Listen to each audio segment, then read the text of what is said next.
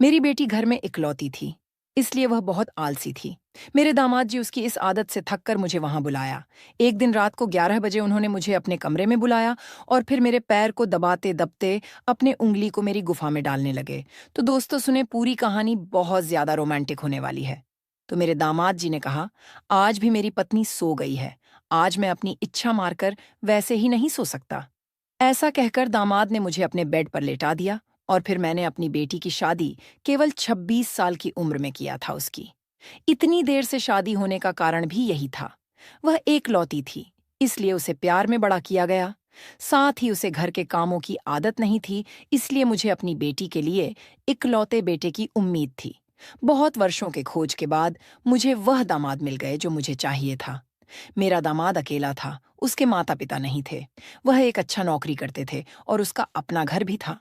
मेरी बेटी के लिए ऐसा रिश्ता बहुत अच्छा था, इसलिए मैंने तुरंत विवाह की तैयारी की और अपनी अंजलि का विवाह कर दिया। लेकिन शादी के बाद मैंने जो उम्मीद की थी वह पूरी नहीं हुई। मुझे पता नहीं था कि अंजलि अकेले अपने पति का भला रख नहीं पाएगी। मुझे लगा शादी से पहले मैंने उसे अच्छी तरह समझाया था और उसने भी मुझे हाँ कहा था। अब शादी के कुछ महीने बाद मुझे उसकी कुछ शिकायतें सुनने को मिल रही थीं। पहले तो मेरे दामाद जी ने अपनी पत्नी की अलसीपना को सहा, लेकिन अब दोनों घरों के काम को देखते-देखते थक गए थे।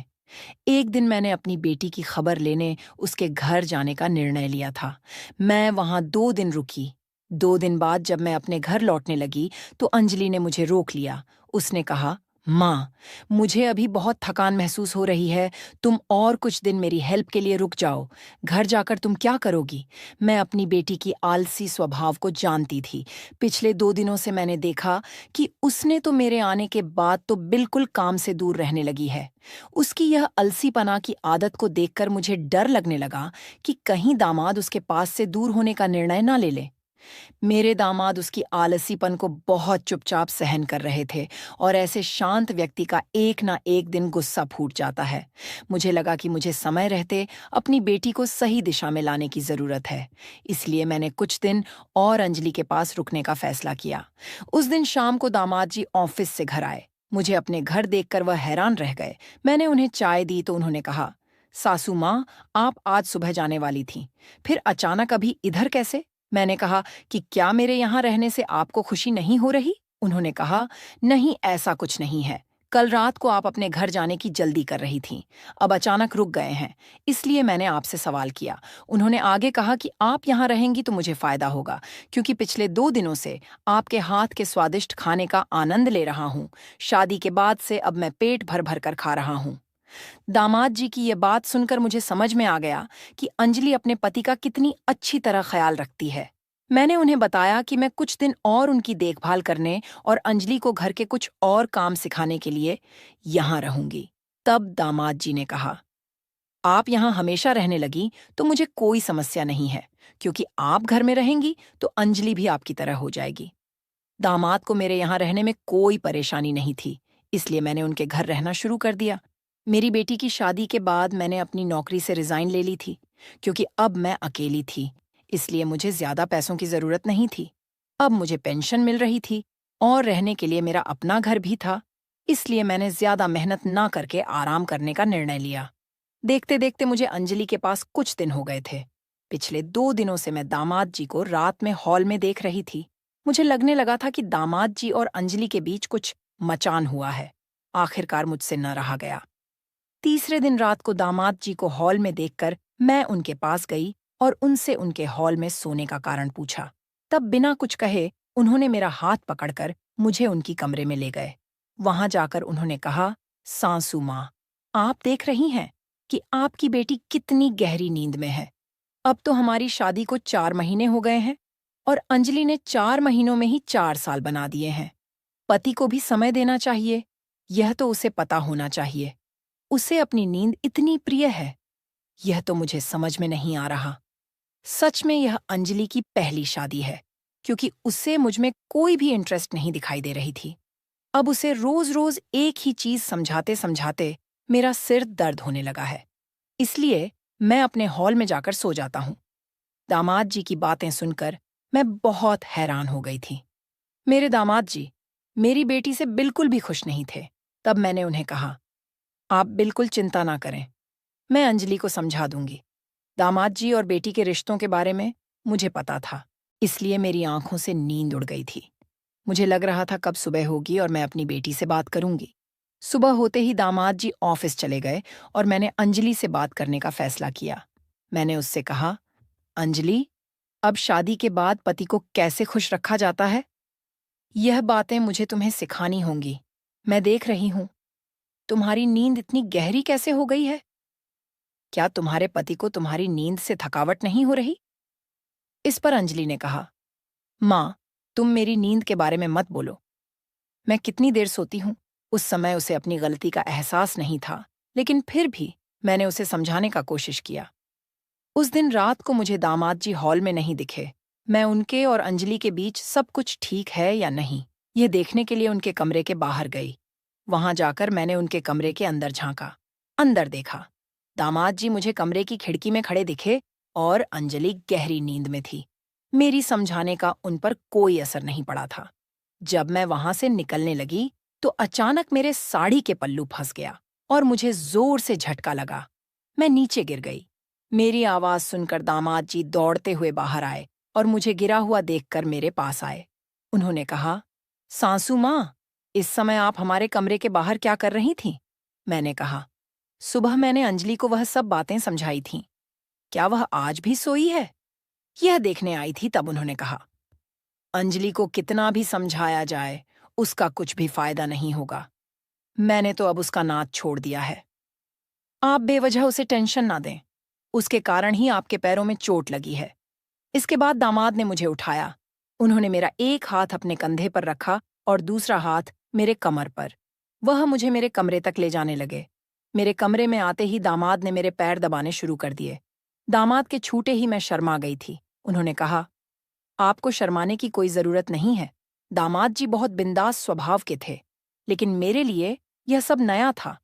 कितनी भी स्थिति हो, हमारा एक मान सम्मान का रिश्ता था।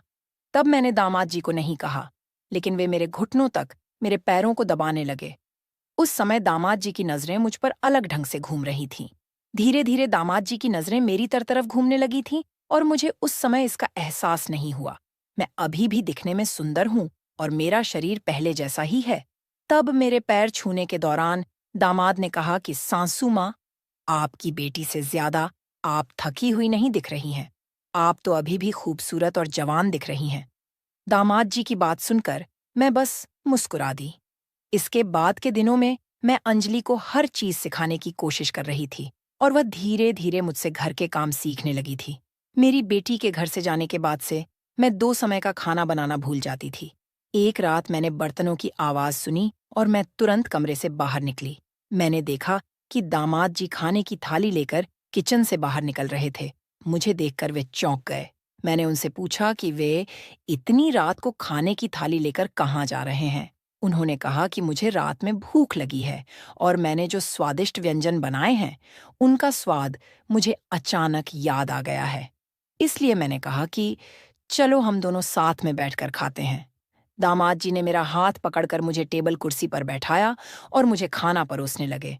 जब वे मुझे खाना परोस रहे थे तो उनका एक पैर मेरे पैर पर था और वे मुझे बार बार मेरी आंखों में देख रहे थे। मैं उनकी सांस हूं, लेकिन उन्हें यह बात याद नहीं रही। मैंने खाना खाया और फिर पानी पिया और दामाद जी से कहा कि मेरा पेट भर गया है, लेकिन दामाद ने मुझसे और खाने के लिए जिद करने लगे और मैंने उन्हें खाना परोस दी। वे मुझसे बहुत अजीब तरीके से व्यवहार कर रहे थे, लेकिन मैं उन्हें मना नहीं कर सकी। मैंने दामाद जी से कहा कि कल कुछ छात्रों ने हमारे घर को किराए पर लेने के लिए आने को कह रहे थे और हमारे घर का ऊपर का कमरा खाली है। क्या हम ये कमरा किराए पर दे सकते हैं? लेकिन दामाद जी ने मना कर दिया और मैंने कुछ और नहीं कहा। अगली रात दामाद जी ने हद पार कर दी। वह मेरे कमरे में आ गए और मेरा हाथ पकड़कर मुझे अपने कमरे में ले गया।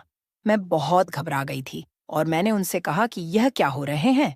दामाद जी उन्होंने मुझे एक नाइटी ड्रेस दी और कहा कि इसे पहन कर आओ। मैं उनकी बात सुनकर हैरान रह गई। मैंने उनसे कहा कि तुम यह क्या बोल रहे हो? मैं तुम्हारी सास हूं और तुम्हें यह नहीं भूलना चाहिए। लेकिन उन्होंने कहा कि अंजलि तो सो गई है और मुझे अपने घर की बाकी चीजें तुमसे ही पूरी करनी होंगी। यह नाइटी मैं अंजलि के लिए लाया था, लेकिन वह इसे ना पहन सकी। आप ही मुझे यह नाइटी ड्रेस पहनकर दिखाओ। मैं दामाद की बात सुनकर बहुत शर्मिंदा हो गई और मैंने उनसे कहा कि मैं तुम्हारी सास हूं और तुम्हें यह नहीं भूलना चाहिए, लेकिन मैं उन्हें मना नहीं कर सकी और वहां से चली गई। अगले दिन अंजलि सोकर उठी और नाश्ता करने लगी। जब वह नाश्ता कर रही थी तो मैंने उसे वह नाइटी ड्रेस दी और कहा कि मैं अब यहां से जा रही हूं, क्योंकि तुम सुधारने का नाम ही नहीं ले रही हो। दामाद जी ने मुझे यह नाइटी दी और मुझसे अपनी इच्छा व्यक्त की। तुम्हारे कारण मुझे दामाद की बात सुननी पड़ी। अगर तुम अपने पति को खुश नहीं रख सकती हो तो तुम्हारा जीवन व्यर्थ है। मैंने सुनीता से बहुत कुछ कहा। मेरी बातें सुनकर वह रोने लगी और कहने लगी, माँ, तुम कुछ दिनों से मुझे मेरे भले के लिए समझाने की कोशिश कर रही हो और मुझे सब समझ में आ रहा है, लेकिन मैं क्या करूं? मुझे रात में गहरी नींद कैसे आती है, यह मुझे समझ नहीं आ रहा। शादी के कुछ महीनों बाद से ही मुझे अचानक ऐसी नींद आने लगी है। मुझे नहीं पता तुम्हारा बेटा विवेक मेरे बारे में क्या कहता है, लेकिन आज तक मैंने यही महसूस किया है कि विवेक को मुझ में कोई रुचि नहीं है। तब मैंने सोचा कि अंजलि अपने पति के बारे में झूठ बोल रही है या दामाद जी अपनी पत्नी के बारे में यह समझना असंभव था। उस रात मैंने अंजलि को मेरे कमरे में जाने को कहा और उसकी जगह जाकर सो गई। उस रात मैंने अंजलि तरह नाइट ड्रेस पहनकर उसकी जगह पर सोने की कोशिश की। मैंने अपने चेहरे के ऊपर तक कंबल खींच लिया था।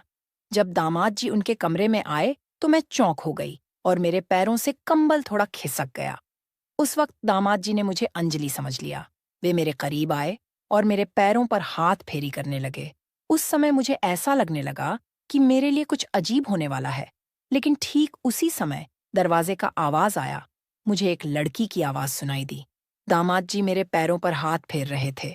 यह देखकर वह लड़की बोली, विवेक, क्या तुम्हारा मन मुझसे अब भर गया है क्या? अब तुम्हें तुम्हारी आलसी पत्नी पसंद आने लगी?